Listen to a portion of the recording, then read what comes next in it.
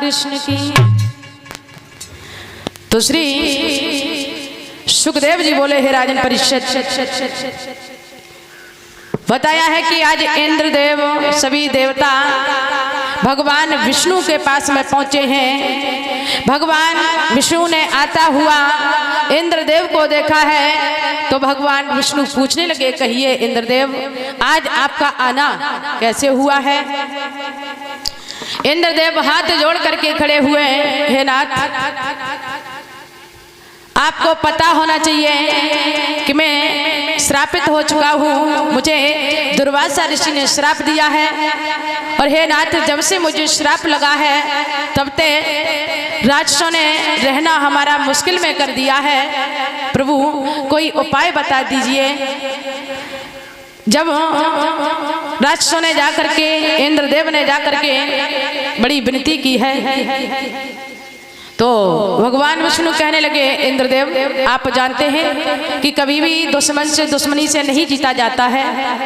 यदि उनको मारना है, अपनी विजय हासिल करनी है तो सबसे पहले आप जाकर के उन राक्षसों से आपस में सलाह कर लो और उसके बाद में आप एक समुद्र मंथन कराइए और उस समुद्र मंथन से 14 रतन निकलेंगे, उसमें एक रतन अमृत भी निकलेगा। आप जानते हैं इंद्रदेव, यदि मरने वाला व्यक्ति भी मरते मरते यदि एक बूंद का भी पान कर लेता है तो वो जन्मों जन्मों के लिए अमर हो जाता है। और जब आप अमृत का पान कर लेंगे तो आप उन राक्षसों से अपनी विजय हासिल कर लेंगे। इंद्रदेव ने सभी देवताओं को साथ लिया, साथ में लेकर के आज राक्षसों के पास में पहुंचे हैं। इंद्रदेव कहने लगे, भैया मैं जो समुद्र मंथन करने जा रहा हूं, आपको हमारी उसमें सहायता करनी पड़ेगी। तो पहले तो सभी राक्षसों ने इनकार कर दिया। इंद्रदेव कहने लगे, भैया आपको मालूम होना चाहिए कि उस समुद्र मंथन से अमृत निकलेगा और ये भी मालूम होना चाहिए यदि मरने वाला व्यक्ति एक भी बूंद अमृत का पान कर लेता है तो वो जन्मों जन्मों के लिए अमर हो जाता है। जब लालच हुआ, उन राक्षसों को विचार किया है कि यदि कहीं मुझे अमृत मिल गया तो मैं जन्मों जन्मों के लिए अमर हो जाऊंगा। जब लालच दिया है तो सभी राक्षस, सभी देवता आपस में सलाह की है। सलाह करने के बाद में आज सभी देवता और सभी राक्षस सबसे पहले मंदराचल पर्वत को लेने के लिए पहुंचे हैं। बताया है कि दैत्य और देवताओं ने उस पर्वत को उठाने की लाख कोशिश कर ली, लाख उपाय कर लिए, लेकिन उठाना तो बहुत दूर, उस पर्वत को हिला भी नहीं पाया।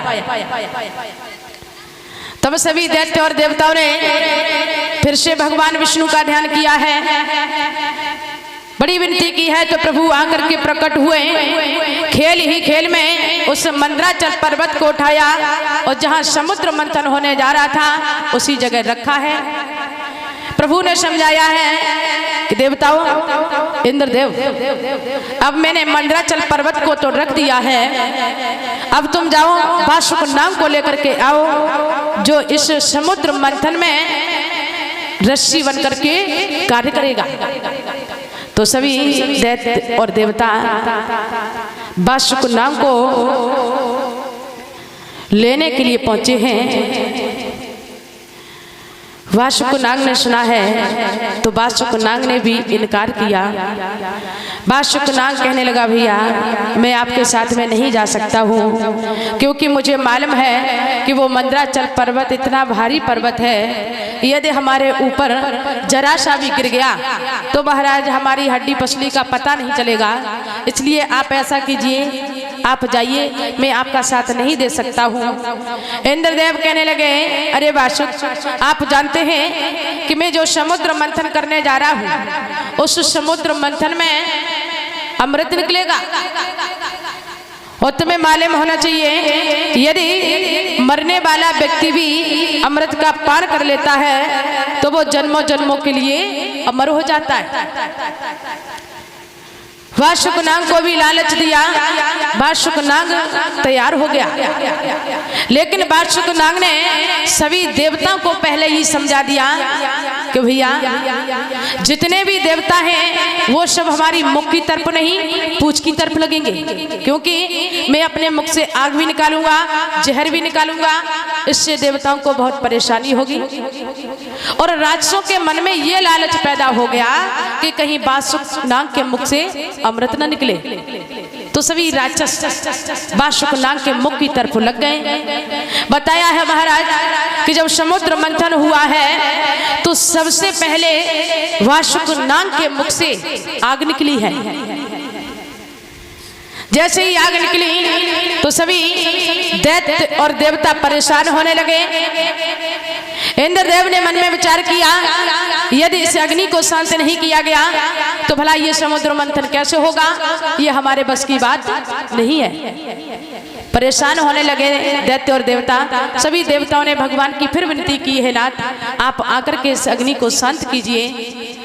तो जब विनती की है प्रभु ने उस अग्नि को शांत किया है। बोली वृंदावन बिहारी लाल की, बोले राधा कृष्ण की। तो आइए 2 मिनट संकीर्तन बोलते हैं। आगे बड़ी ही सुंदर कथा है।